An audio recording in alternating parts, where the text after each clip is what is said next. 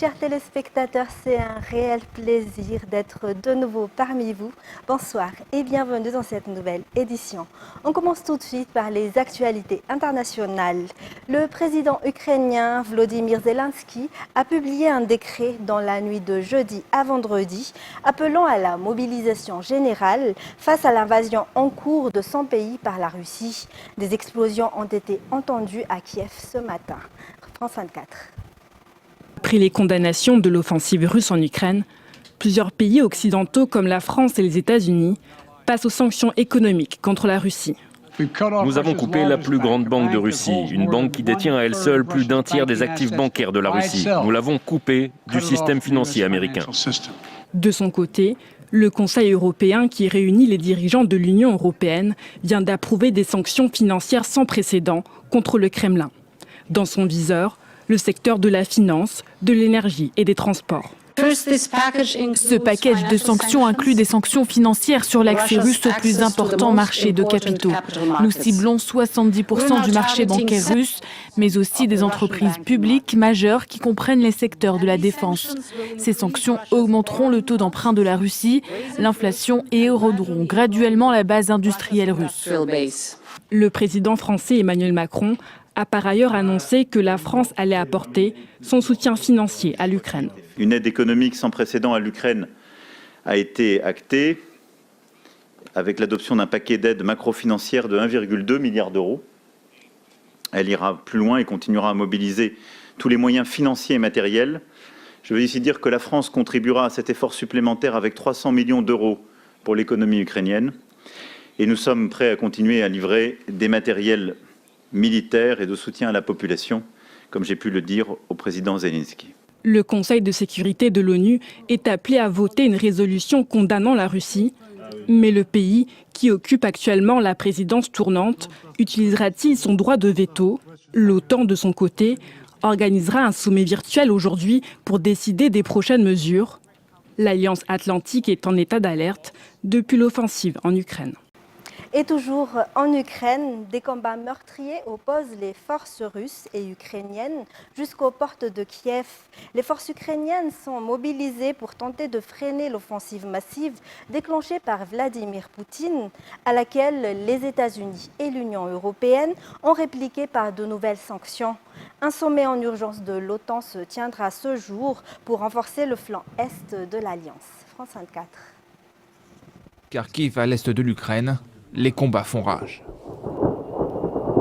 De nuit comme de jour, l'armée russe avance inexorablement vers Kiev, comme en témoignent ces hélicoptères filmés par un habitant près de l'aéroport militaire de Gostomel. Selon Volodymyr Zelensky, des groupes russes se seraient même introduits dans la capitale.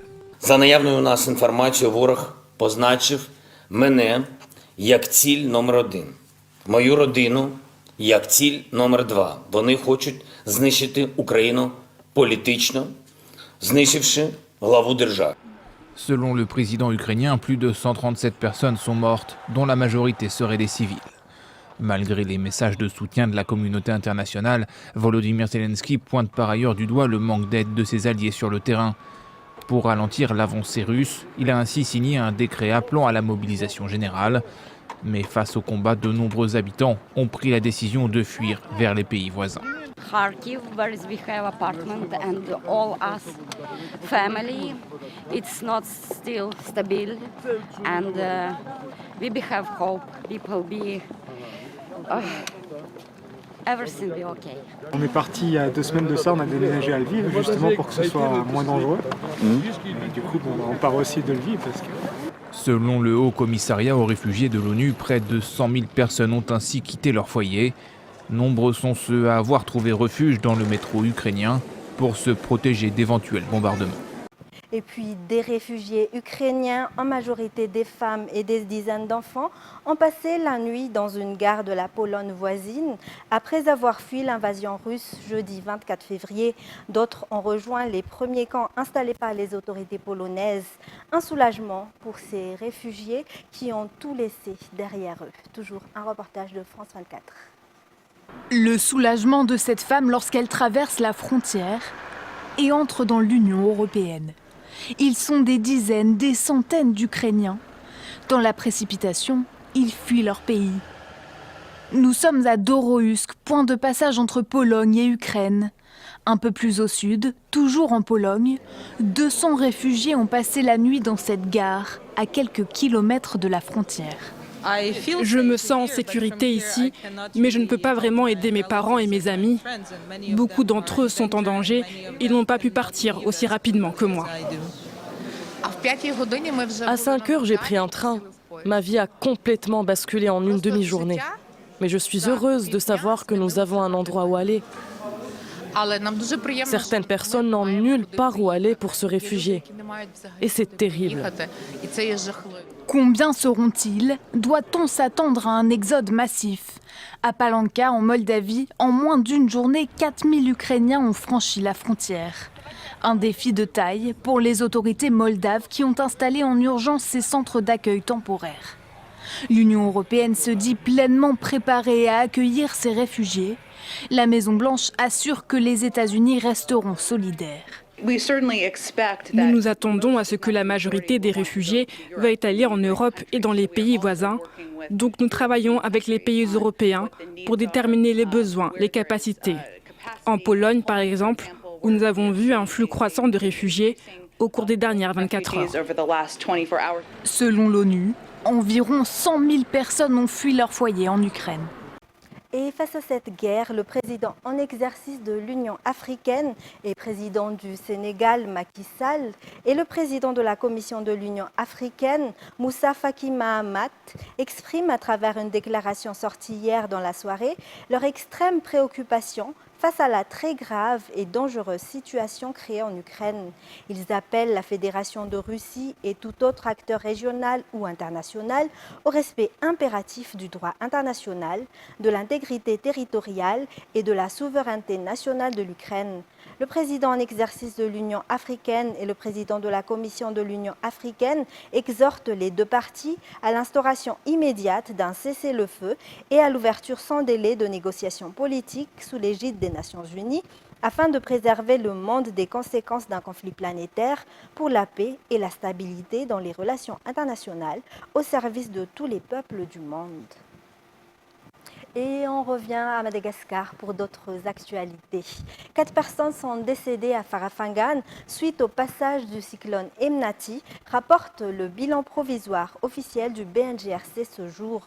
On compte actuellement 72 196 sinistrés issus de 15 481 ménages, si 41 374 personnes de 10 656 ménages ont été déplacées au niveau des 109 sites d'hébergement de 12 régions, à savoir Amurmani, Anjouy, Anossi, Atimoandjefan, Atimoatsnalan, Fitvnan, Yurumbe, Otmatiach, Sofia, Vaknakarach et la région Vatvavi. Et toujours dans ce contexte, le gouvernement américain, à travers l'USAID, apporte une aide humanitaire à 6 500 personnes issues des régions Atimoatsnalan, Vatvav et Fitvnan. Par ailleurs, il a également octroyé la somme de $300 000 afin de réhabiliter plus de 50 centres hospitaliers comme les hôpitaux de Nusivark et Mananzar, des centres de foyers provisoires et pour l'achat de PPN. Cette aide vient à la suite d'un précédent appui du gouvernement américain à 1300 personnes déplacées après le passage du cyclone Batirai. Économie à présent, les liaisons intérieures et régionales seront améliorées d'après les responsables au niveau de la compagnie Madagascar Airlines ce jour. Une amélioration qui aura des conséquences directes sur le secteur touristique. Fin de Sénat Mireille sur les images de Yves Janel.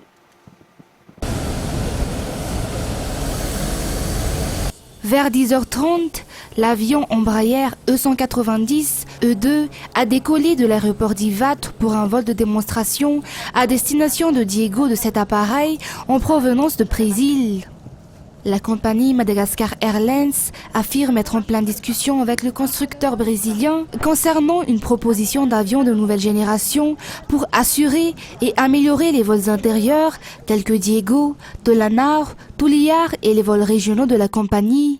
Les deux parties ont donc choisi la ligne Antananarive-Antananarive pour ce vol de démonstration pour évaluer les performances de l'appareil. C'est à l'issue de ce vol que l'on a pu constater que l'avion Embraer est assez rapide par rapport à l'ATR. Ce dernier peut aussi transporter 110 passagers à son bord. Les pilotes malagasy rapportent également que l'avion semble bien adapté au contexte actuel de Madagascar en termes d'aviation, mais également sur le plan économique et touristique.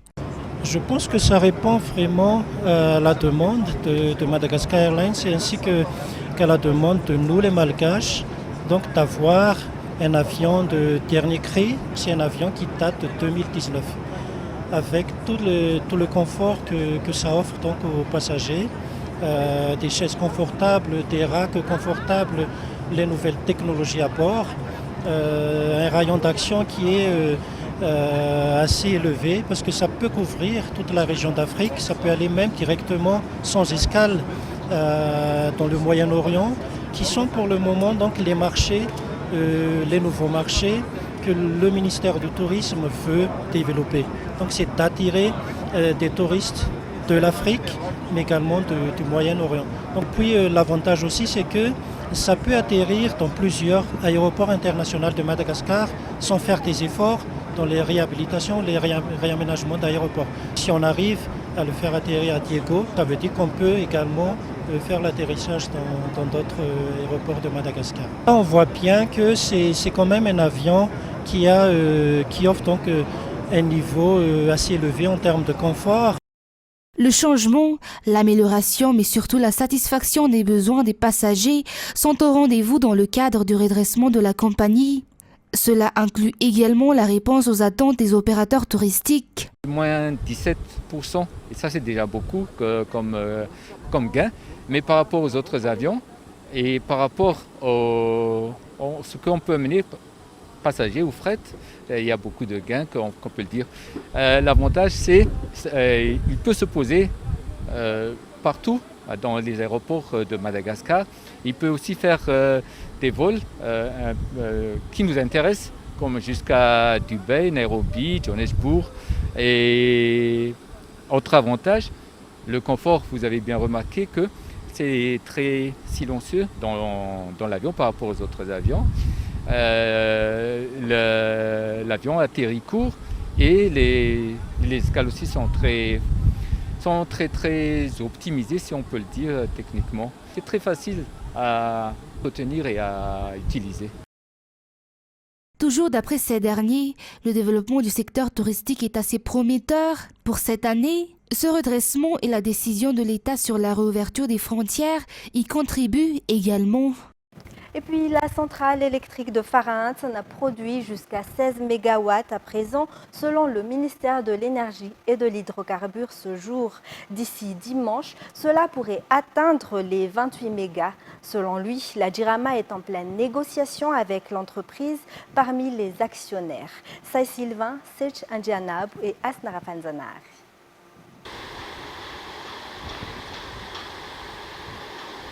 C'est cette rivière de Farahanson qui se trouve à Mbouimassen, dans le district d'Arivunmam, qui produira environ 28 MW d'énergie. L'essai technique ainsi que le branchement de la centrale au réseau interconnecté d'Antananarivo a débuté au mois de novembre 2021. L'opérationnalisation de cette centrale fera baisser la pression sur ce réseau qui a grandement souffert ces derniers temps, explique le ministre de l'Énergie et des Hydrocarbures, Indra Marsan. Cette centrale hydroélectrique est gérée par un privé. La Jirama est le client. Face à cette situation, le ministre a annoncé qu'il est en pleine négociation pour que la Jirama devienne un actionnaire. La commune d'Ambouimassen sera privilégiée par cette centrale hydroélectrique.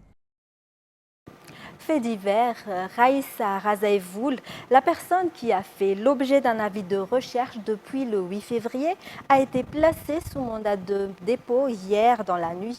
Elle était impliquée dans plusieurs affaires, notamment la tentative de meurtre d'un homme à Fénois-Rive et celui d'un député. Les détails avec Sai Sylvain.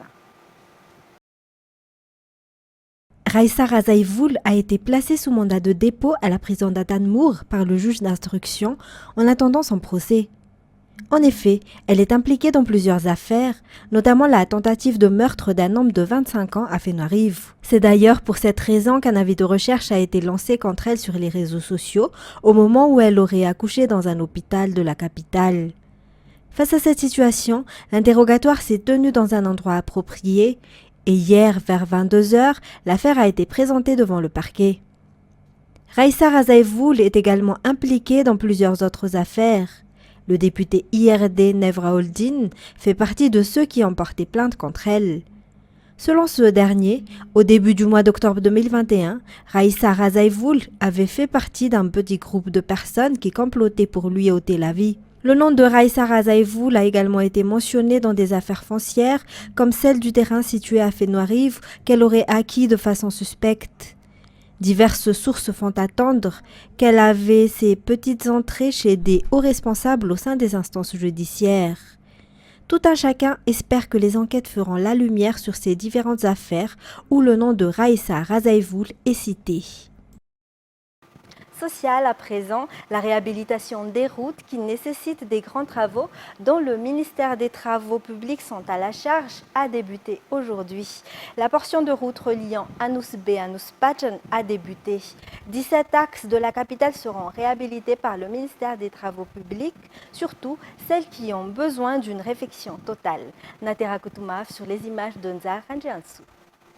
Cette portion de route reliant Anus B à Anus Pachen sera complètement refaite. Une partie de cette rue sera construite en béton légèrement armé, si une partie sera enrobée de goudron. Les trottoirs seront complètement rénovés avec des caniveaux et des canaux d'évacuation pour éviter les stagnations des eaux qui favorisent la dégradation de la chaussée.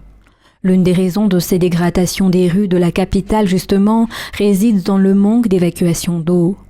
Une situation à laquelle le ministère compte remédier actuellement.